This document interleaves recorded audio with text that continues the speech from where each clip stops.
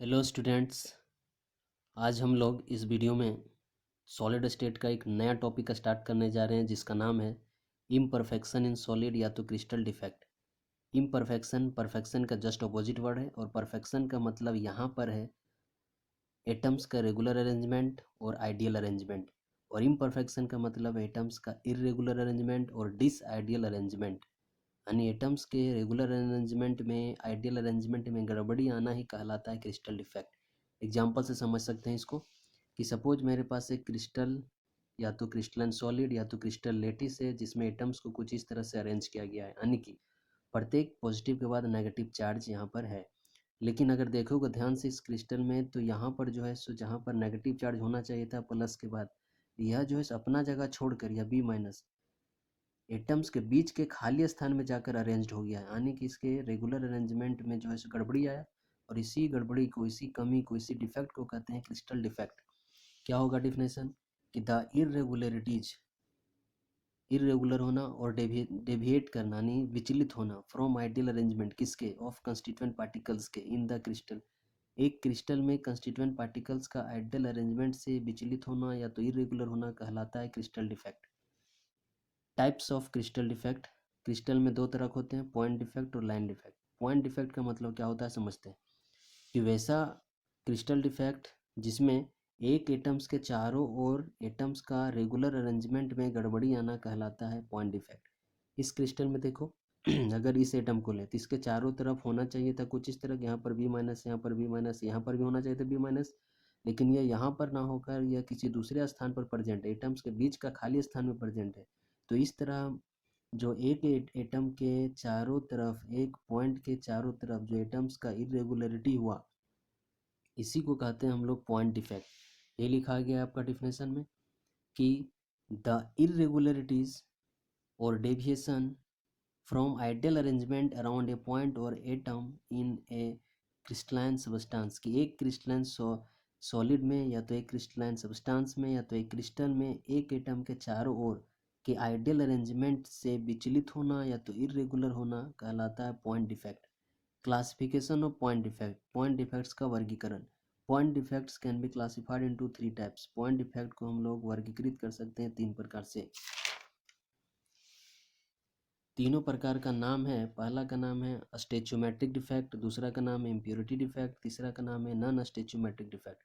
एक एक करके देखते हैं क्या होता है यह तीनों डिफेक्ट। पहला है स्टेचोमेट्रिक डिफेक्ट। समझते हैं यहाँ पर जो स्टेचोमेट्रिक है इसका मतलब है नंबर ऑफ एटम से और नंबर ऑफ पार्टिकल से जो कि एक क्रिस्टल का निर्माण करता हो, एक क्रिस्टल सॉलिड का निर्माण करता हो। समझते हैं मतलब कि द पॉइंट डिफेक्ट, वैसा point defect that do not disturb, जो डिस्टर्ब नहीं करता है स्टेचोमेट्री ऑफ द सॉलिड को। सपोज कि क्रिस्टल सॉलिड है जो कि 10 एटम से मिलकर बना हुआ है, तो अगर वैसा डिफेक्ट जो 10 एटम को कोई प्रभाव नहीं डालता हो तो उस तरह के सॉलिड कहलाते हैं स्टेचोमेट्रिक सॉलिड, या तो इसी को कहते हैं स्टेचोमेट्रिक डिफेक्ट, या तो इसका और भी दो नाम है जिसको कहा जाता है they are also called as intrinsic defect या तो thermodynamic defect. Types of stoichiometric defect. Stoichiometric defect का प्रकार, पहला है वैकेंसी डिफेक्ट। वैकेंसी जो वर्ड है यह लिया गया है वैकेंट स्पेस से। वैकेंट स्पेस यानी कि खाली जगह। समझते हैं क्या होता है वैकेंसी डिफेक्ट। वैसा डिफेक्ट जैसा कि यहाँ पर एक क्रिस्टलाइन सॉलिड का एक अरेंजमेंट बनाया गया है क्रिस्टल का, देखोगे तो दो जगह जो है सो वैकेंट साइट है, और इस वैकेंट साइट अगर यह खाली नहीं रहता तो एटम रहता, तो जहाँ पर एटम रहता है, जिस साइट में, जिस जगह में एटम रहता है उसको हम लोग लैटिस साइट कहते हैं। तो अगर किसी क्रिस्टल सेटिस में, अगर किसी क्रिस्टल लेटिस में, क्रिस्टल सॉलिड में, क्रिस्टल में जहाँ पर एटम प्रेजेंट रहता है अगर वह जगह खाली हो, यानी कि एक वर्ड में बोल सकते हैं कि अगर किसी क्रिस्टल लेटिस में, किसी क्रिस्टल में, किसी क्रिस्टल सॉलिड में अगर लेटिस साइट खाली हो तो उस तरह के डिफेक्ट को वैकेंसी डिफेक्ट कहते हैं। चूंकि एटम गायब हो गया जिसके कारण से इसका भार कम हो जाएगा। अब अगर इसका मास कम हो जाएगा तो इसका डेंसिटी भी कम होगा, क्योंकि हम लोग जानते हैं डेंसिटी बराबर मास बाय वॉल्यूम, अगर मास कम हुआ तो डेंसिटी भी कम होगा। तो लिखेंगे क्या हो जाएगा वैकेंसी डिफेक्ट कि when some of the lattice sites are vacant, कि कुछ, जब कुछ लेटिस साइट खाली रहते हैं। लेटिस साइट का मतलब है जहाँ पर एटम जिस जगह पर उपस्थित रहते हैं वह साइट खाली हो, तो the crystal is said to have vacancy defect, तब उस तरह के क्रिस्टल को कहा जाता है कि उसके पास वैकेंसी डिफेक्ट है। चूँकि उसमें एटम जो है सो गायब रहते हैं, लॉस होते हैं, जिसके कारण उसका मास में कमी आता है, जिसके कारण डेंसिटी में कमी आता है। वही लिखा गया वैकेंसी डिफेक्ट काउजेज क्या कारण का होता है, क्या कारक करता है कि vacancy defect causes decrease in density of the substance, कि वैकेंसी डिफेक्ट के कारण एक पदार्थ का जो है सो डेंसिटी क्या होता है तो डिक्रीज हो जाता है due to loss of atoms. दूसरा जो है स्टेचोमेट्रिक का टाइप वह इंटरस्टेशियल डिफेक्ट। इंटरस्टेशियल का मतलब होता है कि एक क्रिस्टल लेटिस में जो एटम्स का अरेंजमेंट उसके बीच के खाली स्थान को कहते हैं इंटरस्टेशियल साइट। कि सपोज यह मेरा एक क्रिस्टल का अरेंजमेंट है, अब एटम्स के अरेंजमेंट के बीच में यह जो खाली स्थान बचता है इसको हम लोग बोलते हैं इंटरस्टेशियल साइट।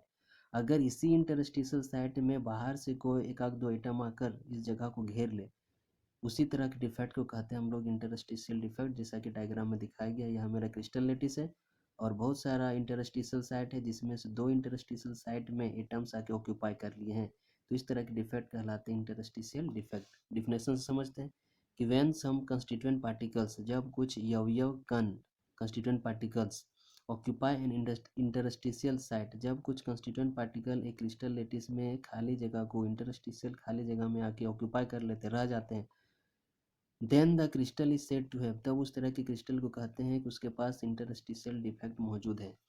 चूंकि इसमें एटम्स की संख्या पहले से ज़्यादा हो जाती है तो इसका मास बढ़ेगा, मास बढ़ेगा तो डेंसिटी बढ़ेगा। वही लिखा हुआ है कि this defect increases the density of the substance, यह डिफेक्ट जो है सो किसी पदार्थ का घनत्व को बढ़ाता है। स्टेचोमेट्रिक डिफेक्ट का तीसरा टाइप है फ्रिंकल डिफेक्ट। फ्रिंकल डिफेक्ट का मतलब होता है कि अगर मेरे पास यह एक क्रिस्टल का अरेंजमेंट है और क्रिस्टल के अरेंजमेंट में से अपने जगह को छोड़कर इंटरस्टेशियल साइट में जाकर ऑक्यूपाई हो जाना, कि क्रिस्टल था, एक क्रिस्टल में बहुत सारे एटम्स को अरेंज किया गया था, लेकिन यहाँ से एक एटम, यहाँ से एक एटम, हो सकता है किसी दूसरे जगह से भी एटम अपने जगह को छोड़कर इंटरस्टेशियल साइट में जाके ऑक्यूपाई कर ले, तो इस तरह के डिफेक्ट को कहते हैं फ्रिंकल डिफेक्ट। इसी को लिखेंगे हम लोग डिफिनेशन में। क्या हो जाएगा डिफिनेशन में, देखते हैं कि द क्रिस्टल डिफेक्ट वैसा क्रिस्टल डिफेक्ट इन विच जिसमें cation is dissociated from its normal side, cation जिसमें पॉजिटिव चार्ज है वह अपने जगह को छोड़कर, अपने निर्धारित जगह को छोड़कर कहाँ चला जाता है तो इंटरस्टिशियल साइट में एटम्स के बीच में जो खाली जगह उसमें चला जाता है, and creates a vacancy defect, और एक वैकेंसी डिफेक्ट क्रिएट करता है। अब अपना जगह छोड़ दिया तो वैकेंट स्पेस हुआ, और उस तरह के हम लोग डिफेक्ट को क्या पढ़े थे, वैकेंसी डिफेक्ट।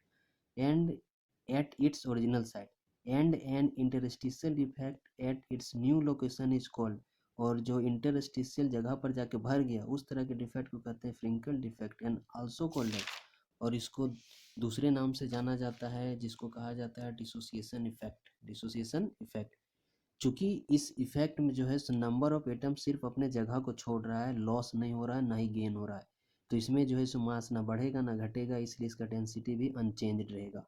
कि this defect does not change the density of solid, कि एक सॉलिड का डेंसिटी को यह डिफेक्ट चेंज नहीं करता है। एग्जाम्पल के तौर पर zinc sulphide, silver chloride, silver bromide, silver iodide, etcetera etcetera. इसमें कुछ कंडीशंस है कि अगर कोई सॉलिड फ्रिंकल डिफेक्ट दिखा रहा है तो उसमें कुछ शर्तें हैं। पहला है कि the size of cation should much smaller than that of anion, कि अगर कोई कोई क्रिस्टल रिंकल डिफेक्ट दिखा रहा है तो उसमें जो कैटायन का साइज होगा एनायन से बहुत ही छोटा होगा। दूसरा कि the radius of the crystal should be low, कि जो क्रिस्टल होगा उसका जो त्रिज्या होगा वह बहुत ही छोटा होगा। तीसरा है कि the coordination number of crystal should be low, इसका जो कोऑर्डिनेशन नंबर होगा बहुत ही कम होगा। क्यों कोऑर्डिनेशन नंबर कम होगा, तभी क्या फर्स्ट पॉइंट में पढ़े थे कि कैटायन का साइज छोटा होना चाहिए, तो जितना कैटायन का साइज छोटा होगा उतने कम एनायन जो है सो कैटायन को घेरेंगे, इसलिए उसका कोऑर्डिनेशन नंबर भी कम होगा। और एक शर्त है इसका जो कि है कि crystal should have appreciable covalent character according to Fajans rule, कि क्रिस्टल में जो है सो आयनिक कैरेक्टर तो होना ही चाहिए, लेकिन कुछ प्रतिशत कोवेलेंट गुण भी होना चाहिए। सपोज कि अगर कोई क्रिस्टल है जिसमें 90% आयनिक करेक्टर है और 10% कोवेलेंट करेक्टर है, तो वही लिखा गया एप्रिसिएबल, कुछ मात्रा में कोवेलेंट गुण होना चाहिए था, जो कि बताया गया था फेजन्स रूल के द्वारा। फेजन्स रूल हम लोग 11th क्लास में पढ़े थे कि अगर एक मेरे पास आयनिक क्रिस्टल है तो वह कितना आयनिक है, कि 100% आयनिक है, कि 90% है, कि 80% है, इसी को कहते थे फेजन्स रूल, जो कि बताया गया था फेजन के द्वारा। तो यही बोल रहा है यह पॉइंट कि फ्रिंकल डिफेक्ट होने वाला क्रिस्टल में आयनिक तो होगा, लेकिन आयनिक के साथ साथ कुछ प्रतिशत हो सकता है, 10%, 5%, 20% कोवेलेंट कैरेक्टर हो। इसका कुछ रिजल्ट निष्कर्ष क्या निकलता है कि the density of crystal remain constant, क्योंकि इसमें ना कैटायन लॉस होता है ना एनायन लॉस होता है, तो मास लॉस नहीं होगा, इसलिए इसका घनत्व भी समान होगा हमेशा के लिए। कि the stability of crystal decreases, लेकिन इसका स्टेबिलिटी डिक्रीज हो जाएगा। क्यों स्टेबिलिटी डिक्रीज होगा? क्योंकि अपने निर्धारित जगह को छोड़कर, इस डिफेक्ट में कैटायन और एनायन अपना निर्धारित जगह को छोड़कर चला जाएगा किसी दूसरे स्थान में, इसके कारण इसका स्टेबिलिटी में क्या होगा? डिक्रीज होगा। उसके बाद है कि the crystal conduct electricity to some extent by ionic mechanism. चूँकि इसमें जो है सो फ्रिंकल डिफेक्ट वैसा क्रिस्टल में दिखाया गया जिसमें ज़्यादा आयोनिक का गुण होगा और कम कोवलेंट का गुण होगा, और जो है सो आयन जो है सो अपने जगह को छोड़कर किसी दूसरे जगह भी मूव कर रहे हैं, और मूवमेंट ऑफ आयंस के कारण इलेक्ट्रिसिटी प्रोड्यूस होता है, इसलिए लिखा गया है कि यह जो क्रिस्टल है इलेक्ट्रिसिटी कंडक्ट करेगा।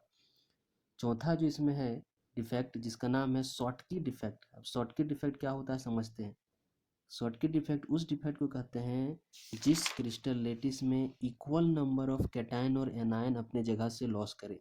जैसे यह देखोगे तो यह मेरा एक क्रिस्टल लेटिस है जिसमें NaCl का एक क्रिस्टल लेटिस है। अरेंज किया गया, Na पर प्लस होता है, Cl पर माइनस। अरेंज किया गया है NaCl, यहाँ पर Na होना चाहिए लेकिन खाली है।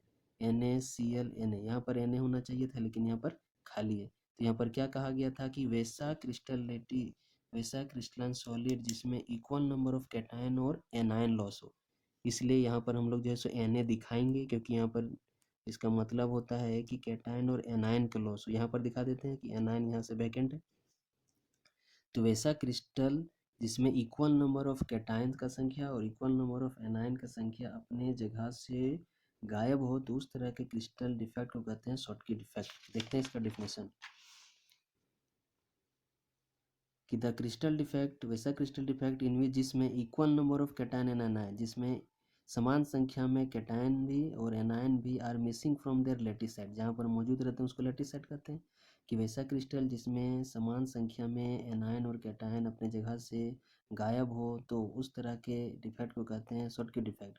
चूँकि इसमें एनायन और कैटायन गायब हो रहा है, ना कि इंटरस्टिशियल साइड जा रहा है, तो लॉस होने के कारण मास में डिक्रीज होगा, और मास में डिक्रीज होने के कारण डेंसिटी भी डिक्रीज होगा।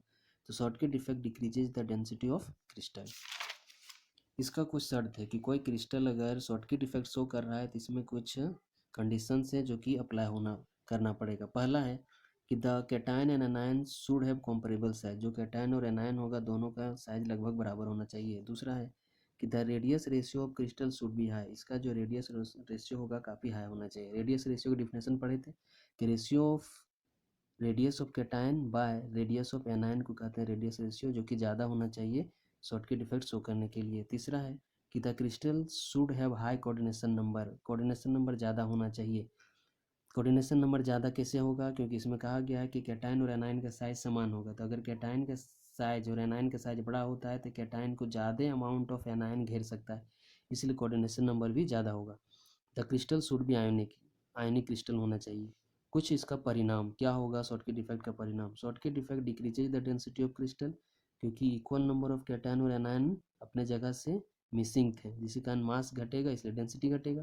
The stability of the crystal decreases, stability घटेगा क्योंकि एनायन जो अपने जगह को छोड़कर चले जा रहे हैं। अगला है the crystal conduct electricity due to movement of ions, यह जो शॉटकी डिफेक्ट वाला क्रिस्टल है वह इलेक्ट्रिसिटी कंडक्ट करेगा क्योंकि आयन अपने जगह से मूव करके किसी दूसरी जगह चले जा रहे हैं। नोट में एग्जाम में 1 नंबर का यह ऑब्जेक्टिव पूछा जा चुका है, और पूछने का भी आगे भी पूछने जाने के पूरे चांसेस हैं। कि AgBr जो सिल्वर ब्रोमाइड है वह दोनों तरह के इफेक्ट दिखाते हैं, फ्रेंकल डिफेक्ट भी दिखाते हैं और शॉटकी डिफेक्ट भी दिखाते हैं। उसी तरह से एक है आपका इम्प्योरिटी डिफेक्ट। इम्प्योरिटी डिफेक्ट का मतलब होता है कि the crystal defect in which some of the cation से रिप्लेस्ड, वैसा क्रिस्टल जिसमें कुछ कैटायन का जगह को रिप्लेस कर देता है उसके लेटिस साइड से बाय अनदर कैटायन, किसी दूसरे कैटायन के द्वारा, और क्रिएट से कैटायनिक वैकेंसी, और एक कैटायनिक वैकेंसी क्रिएट करता है, तो कहलाता है इम्प्योरिटी डिफेक्ट। एग्जाम्पल के तौर पर मेरे पास NaCl का क्रिस्टल है जिसमें यहाँ पर होना चाहिए था Na, लेकिन Na को जो है सो रिप्लेस कर दिया Sr के द्वारा, जिसको हम लोग बोलते हैं स्ट्रोंशियम। चूंकि स्ट्रोंशियम पर डबल प्लस होता है और Na पर एक प्लस होता है, तो एक स्ट्रोंशियम 2 Na को रिप्लेस करेगा, एक यहाँ से रिप्लेस किया, एक यहाँ से, तो एक ही स्ट्रोंशियम रिप्लेस किया तो एक तो खाली रह जाएगा, और यहाँ पर कैटायन का वैकेंसी क्रिएट हो गया। तो इस तरह के डिफेक्ट को कहते हैं इम्प्योरिटी डिफेक्ट।